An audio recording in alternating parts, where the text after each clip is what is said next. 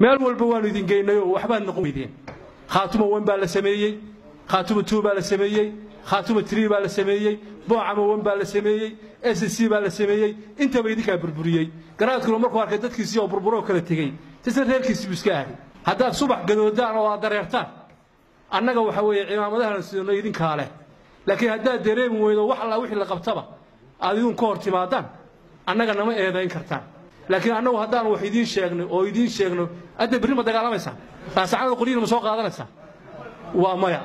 run baan idin sheegaynaa 100,000 oo qori baa yaala haddii maanta laba reer oo dhulbaantiis ku dhacaan magaalada dhan ba gariiraysa iska saari karnaa roorti nimankan waa maya mar haddeen iska saari karin danteena aan qabsano annaga soo ogaano buurta sayidka waxbada keeno weydinka ridi kale waayay annagu khaatuma war beenayeen isu sheegi beenayeen isu sheegi inta waxa ay raacda